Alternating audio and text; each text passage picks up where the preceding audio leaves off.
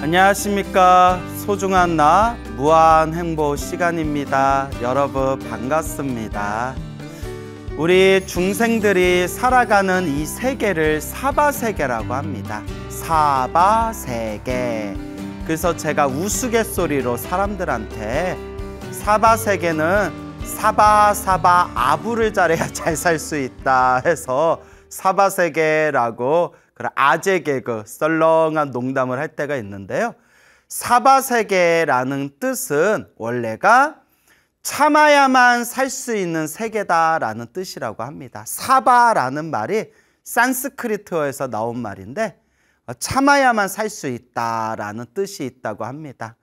어떤 분이 불교에 대해서 전혀 모르시다가 사바세계, 우리가 살아가는 세계는 사바세계고 참아야만 살 수 있는 세계입니다 라고 했더니 무릎을 탁 치시면서 어쩜 그렇게 인생에 대해서 그렇게 표현을 잘했는지 정말 놀랍다고 그렇게 깜짝 놀라워 하시던 어떤 분이 또 기억이 나기도 합니다. 맞습니다. 우리 인생이라는 게 항상 좋은 일만 생길 수도 없고 살아가다 보면 힘들고 괴롭고 답답한 일이 생길 때도 있고 힘들고 괴롭고 답답한 그 순간순간 고비마다 항상 참고 견디면서 나아가야 되는 것, 그게 바로 이 사바세계가 되겠죠. 이렇게 힘들고 답답하고 참아야만 살 수 있는 세계, 이 사바세계에서 우리가 의지해야 할 최고의 의지처는 무엇일까요? 맞습니다. 바로 부처님입니다. 이 부처님에 의지하고 불보살님의 가피에 의지하고 불보살님의 공덕에 의지하면서 내 마음을 잘 닦아 나가는 것, 이것이 바로 우리 불자들이, 우리 불제자들이 이 사바세계를 지혜롭게 잘 살 수 있는 방법일 것입니다. 우리 주변에 보면 많은 분들이 살아가면서 너무나 힘들고 괴롭고 답답할 때 오직 부처님만을 생각하면서 오직 부처님을 의지하고 부처님에 기대어 간절하게 정성스럽게 기도해서 크나큰 가피를 받으신 그런 불자님들이 굉장히 많습니다. 그래서 제가 늘 우리 불자님들께 드리는 이야기가 불교는 지식의 종교가 아니다.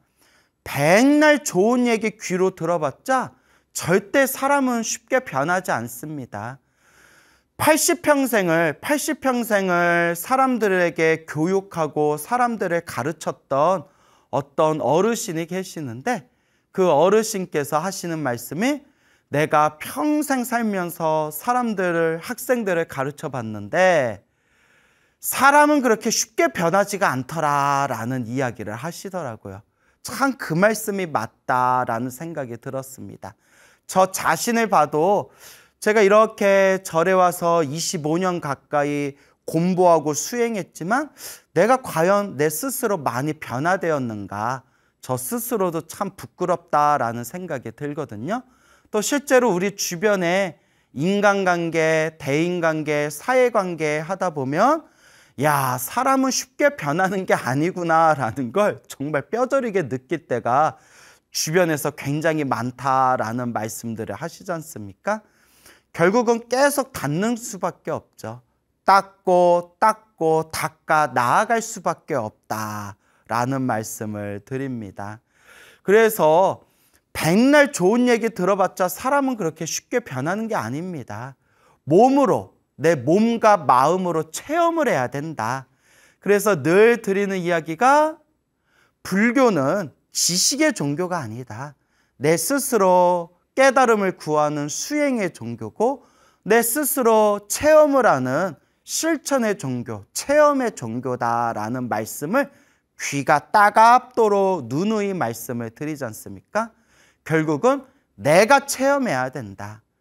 이 힘들고 괴롭고 거친 참아야만 살 수 있는 세계, 이 사바세계에서 온전히 내가 의지할 수 있는 존재, 온전히 내가 모든 것을 다 기댈 수 있는 존재는 오직 부처님과 부처님의 법, 불법밖에 없다라는 것을 늘 우리 불자들은 마음에 되새기고 끊임없이 되새겨야 합니다.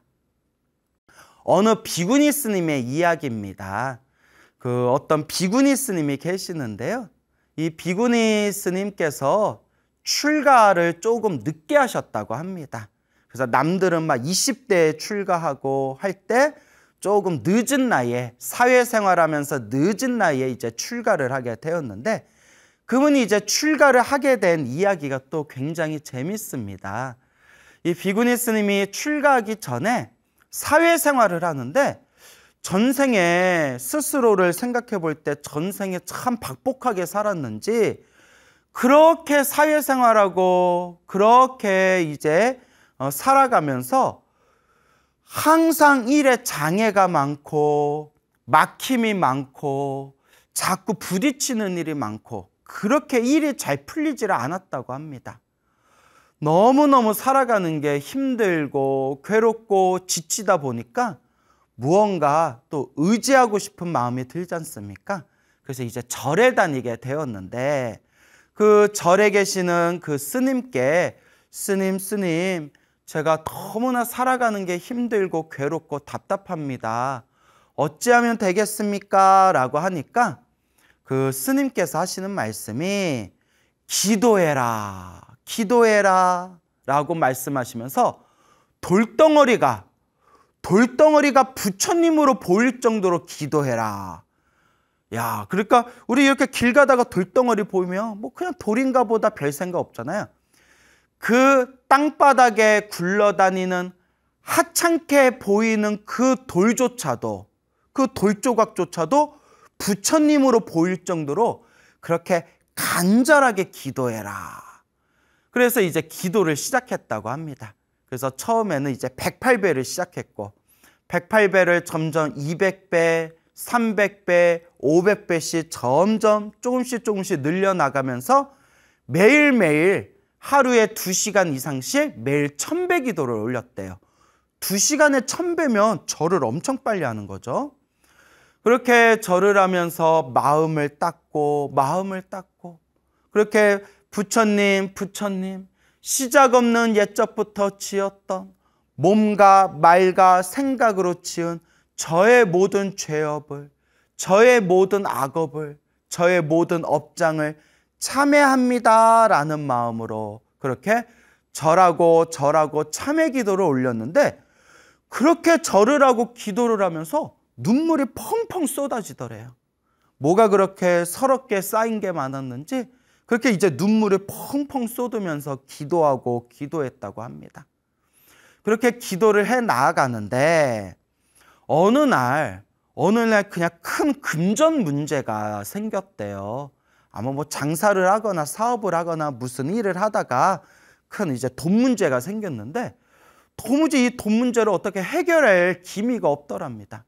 그래서 자다가도 설칠 정도였대요. 자다가도 그 돈 문제 때문에 자다가도 너무나 답답하니까 자다가 벌떡 일어나서 관세음보살 연불 하면서 막 절을 올렸대요. 자다가도 너무나 답답해가지고 그렇게 하염없이 연불하고 부처님께 절을 올리고 절을 했는데 얼마나 간절했겠어요. 기도는 간절히 정성스럽게 꾸준히 하는 게 핵심이라고 했죠. 그렇게 기도하다 어느 날 잠결에 환한 관세음보살님이 나타나셨대요. 환한 관세음보살님이 나타나셔서 뭘 이렇게 손으로 뭘 이렇게 주시더래요. 그래서 이렇게 받아보니까 황금열쇠더래요. 황금열쇠를 딱 받는 꿈을 꾸면서 관세음보살님이 주시는 그 황금열쇠를 딱 받는 그 꿈을 꾸면서 눈을 딱 떴더니 한바탕 생생한 꿈이었던 거예요. 희한하다 했는데 아니나 다를까 그 관세음보살님이 황금열쇠를 주시는 그 황금열쇠를 딱 받는 꿈을 꾸고 난 뒤에 일사천리로 갑자기 일이 잘 풀려가지고 그 큰 금전 문제를 싹 해결하게 되었다라는 그런 말씀을 하시더라고요. 그래서 참으로 이 부처님의 가피가 분명히 있기는 있구나. 그때 그 체험과 그 경험으로 불심이 더 깊어졌는지 1년에 몇 번씩 시간을 내서 이제 3000배 기도를 하셨대요. 꾸준히 매일매일 500배, 1000배씩 기도하다가 이제 한 번씩 시간을 내서 휴일이나 휴가 때 그렇게 부처님께 3000배의 철야 기도를 올렸는데, 그렇게 3000배를 마치고 나면 몸과 마음이 개운하고 마음이 편안한 게 느껴지더랍니다. 그렇게 이제 제법 세월이 지나면서 불심은 더욱더 깊어지고, 그렇게 깊어지는 불심 따라서 이 더덥고 허망한 이 인간 세상의 모든 인연의 집착을 다 내려놓고 머리 깎고 출가하자 해가지고 조금 늦은 나이지만 머리 깎고 출가해서 지금은 이제 그렇게 부처님의 가르침을 잘 닦고 계시는 어느 비구니 스님의 이야기를 전해 듣게 되었습니다. 그래서 그분이 항상 하시는 말씀이 부처님 법을 만나니 너무나 편안하다. 부처님 법을 만나니 너무나 행복하다라는 말씀을 하셨다고 합니다. 중요한 것은 내가 체험을 해야 돼요, 여러분. 어떤 분이 이런 얘기를 해요.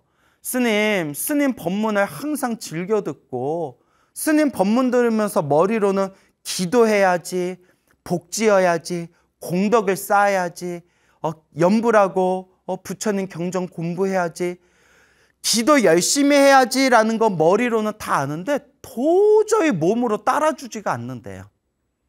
그러니까 기도만 하려고 하면 졸리고 하품나고 답답하고 짜증나고 기도에 집중을 못하겠대요.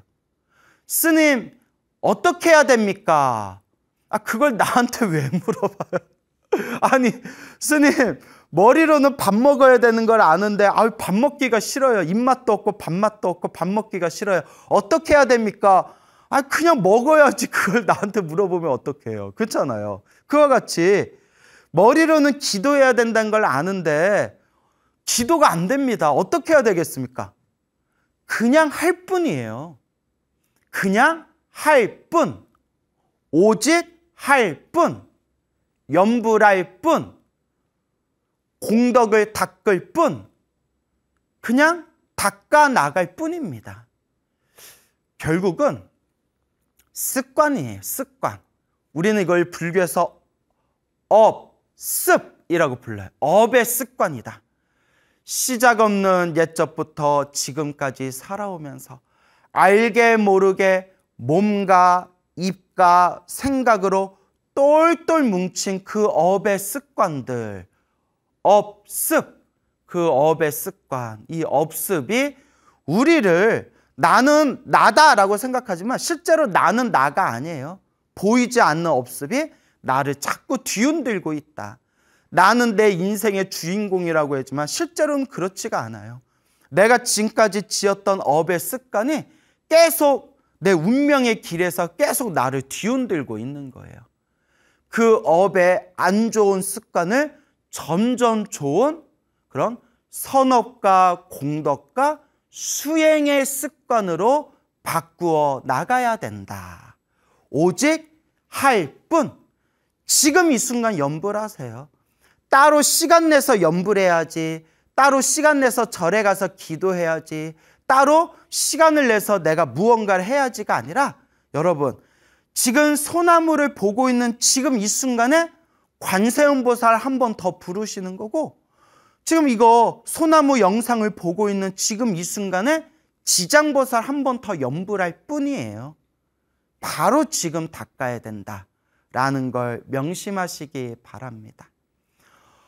어느 중년의 불자님이 계셨어요. 이 중년의 불자님이 해주신 이야기인데, 이 여성 불자님이 이제 남편하고 중매 결혼을 해서 이제 남편하고 결혼 생활을 했는데 살아보니까 남편이 좀 영 이상하더래요. 내가 어쩌다 이런 사람하고 결혼했나, 어쩌다 이런 사람하고 결혼했나 싶을 정도로 그렇게 남편분하고 인연이 좋지가 않았나 봐요. 그렇게 남편하고 사이가 안 좋은 상황에서 2번 임신을 하셨는데 초창기에 2번 다 낙태를 하셨대요. 아이고 이걸 또 어째. 2번 임신을 했는데 2번 낙태를 했대요. 2번이나.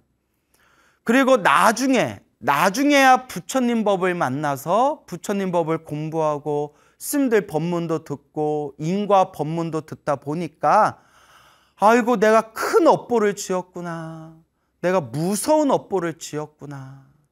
내가 내 욕심 때문에 내 어리석은 견해 때문에 그냥 내 인연 따라 찾아온 그 멀쩡한 아이들을 내가 다 떨어뜨렸구나 라는 엄청난 후회와 죄책감과 마음의 짐이 느껴지더래요.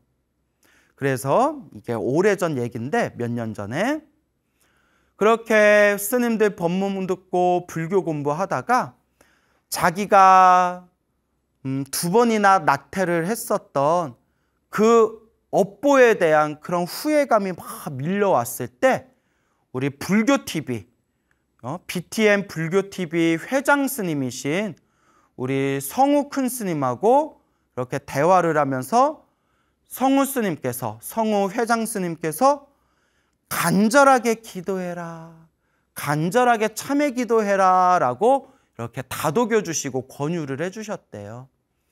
그래서 그날부터 열심히 이제 기도를 하셨는데 정말 가슴 절절하게 자기가 지었던, 알고 지었건 모르고 지었건 몸과 말과 생각으로 지은 그 모든 업장, 그 모든 악업을 참회하면서 제가 저의 어리석음으로 떨어뜨렸던 그 고귀한 생명들이 부디 좋은 곳으로 천도되기를 바라옵니다 하면서 정말 눈물을 쪼르륵 눈물을 흘리면서 그렇게 가슴 절절하게 염불하고 기도하셨대요.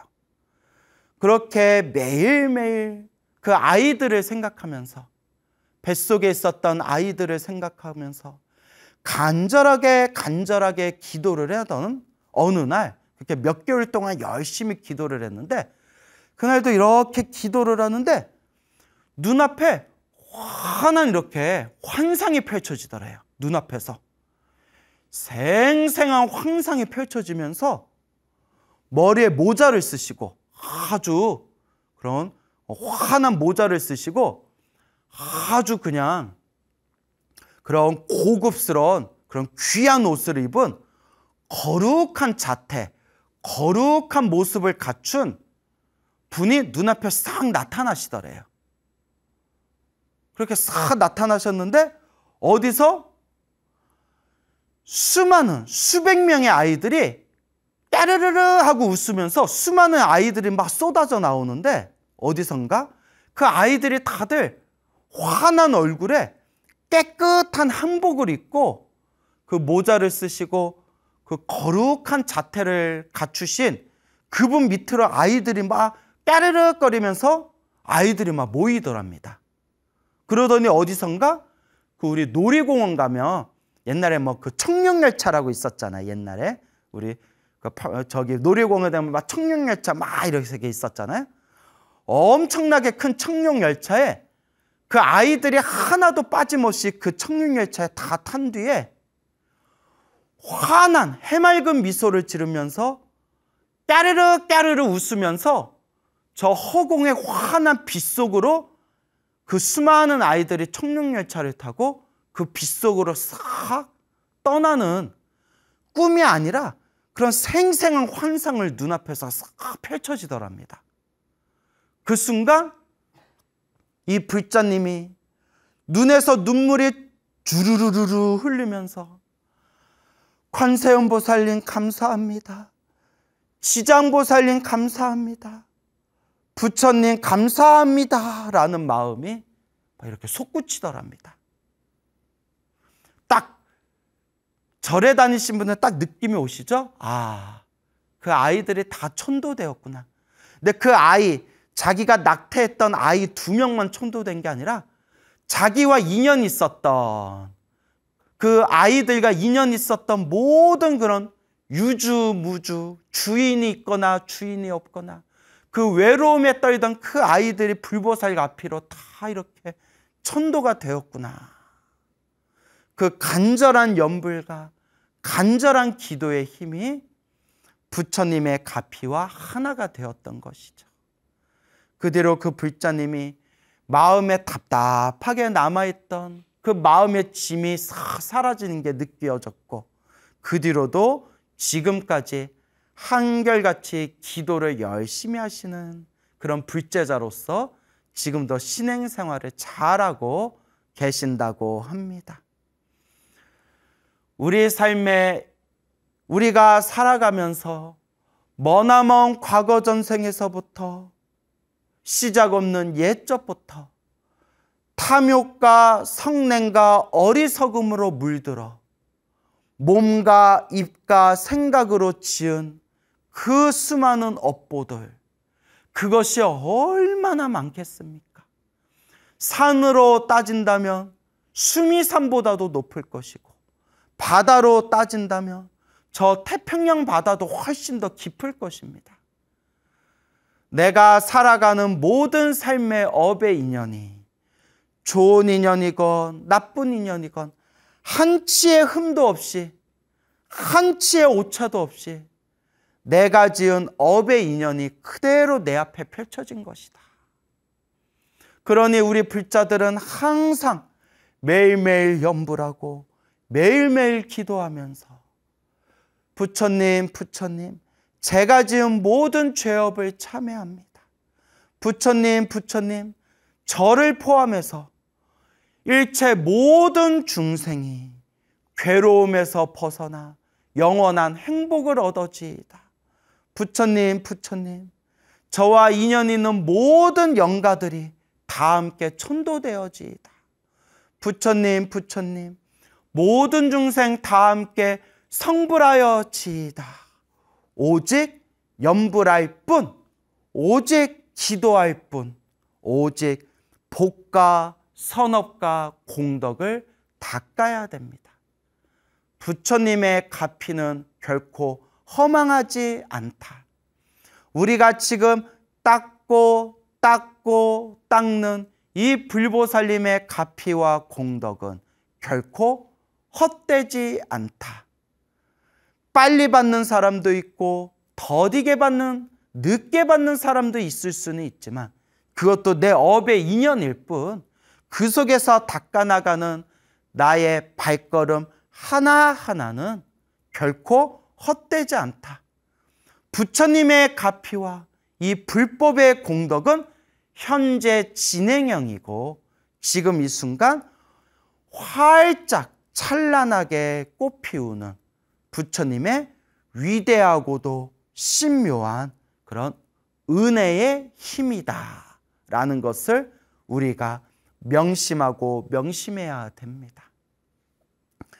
얼마 전에 친분이 있는 우리 보살님과 대화를 하면서 정말 감동스러운 이야기를 들었어요. 여러분 잘 들어보세요.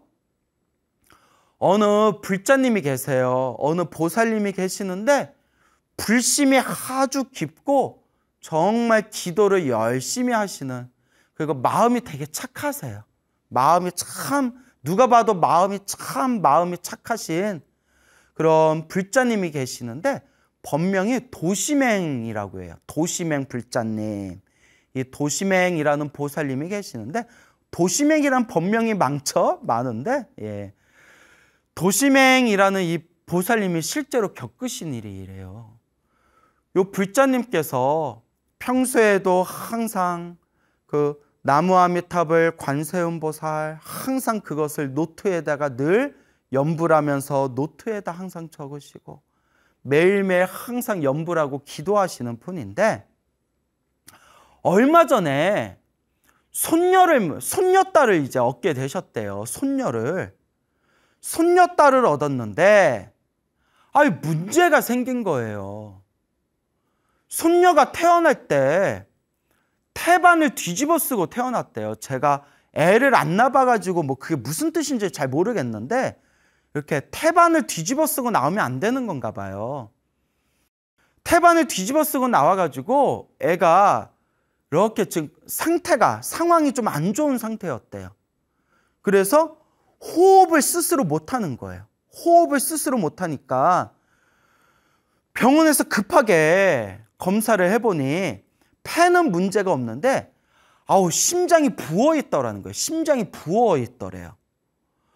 너무나 심각한 상황이라서 큰 대형 병원에 이제 입원을 하게 되고 뭐라고 그러죠? 인큐베이터라고 하나요? 신생아들 이렇게 이제 들어가서 치료받는 그런 무균실 인큐베이터에 들어가가지고 스스로 호흡을 못하는 상태에서 기계의 도움을 받아서 이제 치료를 받는 상황이었대요. 신생아가. 얼마나 억장이 무너지겠어요. 참 정말 얼마나 억장이 무너질까요? 부모 마음이 찢어지는 거는 자식이 아플 때라고 하잖아요. 참 나무아미타불 관세음보살입니다. 얼마나 가슴이 아플까요? 그러니까 억장이 무너지는 마음에 이제 큰 병원에서 치료를 받는데 병원에서 그러더래요. 최선을 다하겠습니다. 최선을 다하겠는데 상태가 너무 안 좋습니다. 마음의 준비는 좀 하십시오라는 얘기를 하더래요. 그 마음의 준비를 좀 하십시오라는 말이 굉장히 냉정하게 들릴 수 있지만 그만큼 이제 병원에서는 미리 마음의 준비를 하셔야 혹 극단의 상황에 처했다 하더라도 충격을 덜 받으니까. 그러니까 병원에서 할 수 있는 얘기는 최선을 다하겠습니다. 하지만 그래도 마음의 준비는 하셔야 됩니다. 일단 지금 상태는 안 좋습니다. 하지만 최선을 다하겠습니다. 그러니까 요 불자님이 너무나 가슴이 찢어질 듯 가슴이 막 힘들고 괴로우니까 의지할 게 뭐밖에 없어요? 부처님. 오직 부처님. 그날 이후로 오직 자나깨나 나무아미타불 관세음보살, 나무아미타불 관세음보살, 오직 나무아미타불 관세음보살을 연불 하셨대요. 그 불자님이 원래 관세음보살을 항상 연불하셨던 분이에요. 근데 이제 저의 법문을 듣고 그분이 이제 저의 법문을 통해서 스님의 정토 연불 법문을 들으면서 맞아, 그래, 이 사바세계는 괴로움의 세계. 내가 아무리 복을 많이 지어서 또 태어났다 하더라도 그 복을 다 쓰고 나면 결국 또 괴롭게 살 수밖에 없는 업보대로 살아가는 세계가 이 중생들의 세계고, 열심히 연불해서 저 아미타 부처님 극락세계, 아미타 부처님 극락세계 성불학교에 태어나는 것, 이 성불학교에 태어나서 아미타 부처님을 모시고 수행을 해서 깨달음을 얻고 윤회에서 벗어나는 것, 이 정토 연불이야말로 최고의 길이다라는 걸 완전히 확신이 드셨대요. 근데 그분이 질문을 하시기를, 스님, 제가 마음속으로 간절하게 서원을 세워서 부처님, 제가 목숨이 다하면 오직 아미타 부처님 극락세계 왕생하기를, 극락세계에 태어나기를 발언합니다 라고 원력을 세웠는데, 나무아미타불 연불하려다 보니까 그동안 오랫동안 관세음보살 연불한 게 습관이 돼가지고 나무아미타불 연불할 때마다 자꾸 이렇게 갈등이 생깁니다. 제가 어떻게 하면 되겠습니까? 라고 했을 때 제가 딱 드린 말씀이 괜찮습니다. 관세음보살이 입에 딱 붙었으면 이제부터 나무아미타불 관세음보살 같이 연불하시면 됩니다. 스님, 근데 또 어떤 분은 한 분만 연불해야지 같이 연불하면 안 된다고 하던데요. 아닙니다. 괜찮습니다. 옛날에도 나무아미타불 관세음보살 같이 연불했던 기록이 옛날에도 남아 있습니다. 그리고 또 중요한 게 관세음보살님은 이마 위에 항상 아미타 부처님을 모시고 다니는 보살님입니다. 관세음보살님은 만약에 불자가 나무 아미탑을 연불하면 그것을 큰 기쁨으로 여기시는 보살님이 관세음보살님입니다. 실제로 관세음보살님 이마 위에 부처님을 우리가 조각하지 않습니까? 관세음보살님 이마 위에 모시고 다닌 분이 바로 나무 아미타불입니다. 그러니 나무 아미타불 관세음보살 연불하다가 갑자기 나무 아미타불로 바꾸기가 쉽지가 않으니까 나무 아미타불 관세음보살 이렇게 같이 연불하셔도 됩니다 라고 말씀을 드렸죠. 그러니까 이 불자님이 그때부터 오랫동안 나무 아미타불 관세음보살 항상 이와 같이 연불하셨는데, 그날도 손녀들을 위해서, 손녀딸을 위해서 간절하게 나무 아미타불 관세음보살을 연불하셨다고 합니다. 그와 같이 몇 날 며칠 동안 자나 깨나 간절하게 부처님, 우리 손녀딸을 지켜주십시오. 우리 손녀딸을 부디, 우리 손녀딸을 보살펴 주십시오. 부처님 라는 마음으로 나무 아미타불 관세음보살, 나무 아미타불 관세음보살 간절하게 연불을 했는데, 며칠이 지난 어느 날 저녁에 집에서도 간절하게 나무 아미타불 관세음보살을 연불하셨대요. 나무 아미타불 관세음보살, 나무 아미타불 관세음보살 집에서 연불을 하고 있는데 얼마나 시간이 지났을까? 갑자기 눈앞에서 아주 생생한 영상이 쫙 펼쳐지더래요. 그 영상에서 무엇을 봤냐? 아주 작은 분홍빛 심장이 보이더래요.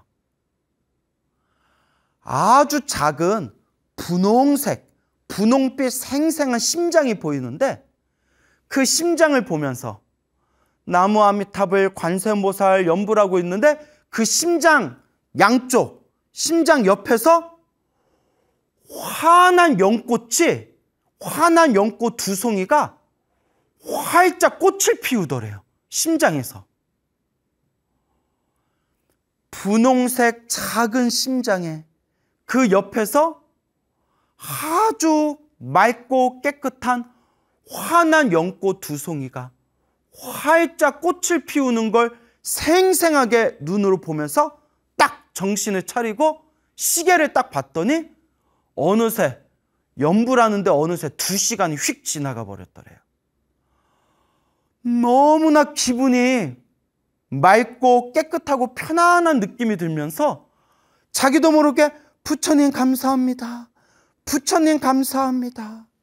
나무 아미타불 관세음보살 하는 마음이 솟구쳤는데, 그 다음날 병원에서 소식이 왔다는 거예요. 기적입니다. 정말 이런 경우는 저희들도 처음 봅니다. 아기가 상태가 극적으로 좋아졌습니다 라고 하더래요. 오, 대박. 오, 소름 대박. 아기가 상태가 극적으로 너무 좋아졌습니다. 제 상태가 너무 좋아지고 있습니다 하면서 나중에 이제 담당 의가 하는 얘기가 자기들도 이런 경우는 처음이라고 하면서, 지금 너무나 특이한 케이스라서 지금 이 아기의 상태라든가 그 치료 과정을 학술 자료용으로 아예 그걸 만들어 놨다고 해요. 너무나 특이한 일이라서. 그래서 정말 기적입니다. 기적이 있다면 이게 기적입니다 라고 병원에서도 그렇게 같이 기뻐해 주더랍니다.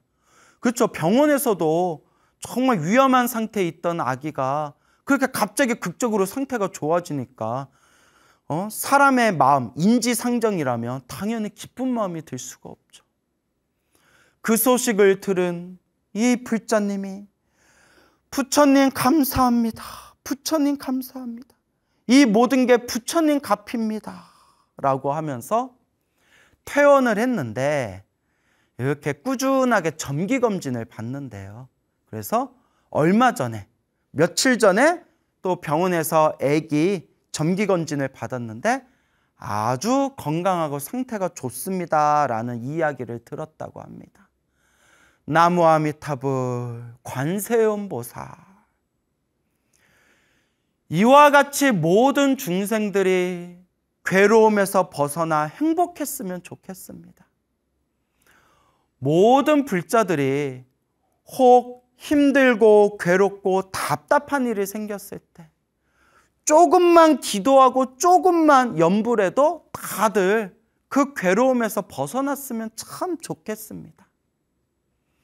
우리 주변에 큰 병에 걸렸거나 그 어린 아이들이 힘들고 괴로운 질병에 고통스러워할 때 부처님 도와주세요, 보살펴주세요 라는 그 염불 한마디에 모든 사람들과 모든 아이들이 다들 행복하고 편안했으면 정말 좋겠습니다.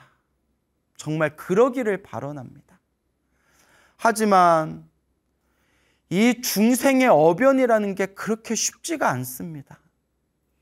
정말 간절하게 기도했는데도 일이 잘 안 풀릴 때도 있고, 정말 간곡하게 기도했는데도 몸에 병이 낫지 않고 멀리 세상을 떠날 때도 실제로 있습니다.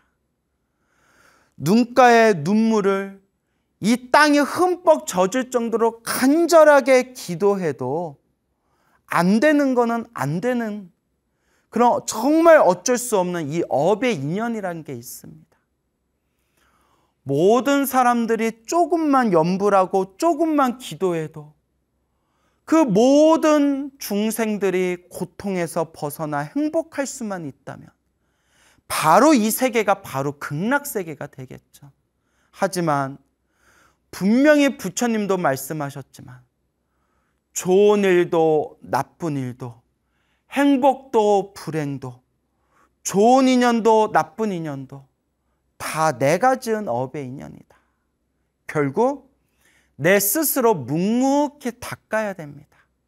오직 닦을 뿐, 오직 염불할 뿐, 오직 수행할 뿐입니다. 시작 없는 옛적부터 지금까지 살아오면서 우리가 쌓았던 그 수많은 업보가 얼마나 많겠습니까? 심지어 어떤 사람들은 윤회를 믿지 않고 심지어 절에 오래 다녔던 사람들조차도 저는 부처님 가르침은 좋아하지만 윤회니 인과 업보니라는 것은 믿지 않습니다라는 그런 사람들도 있을 정도입니다.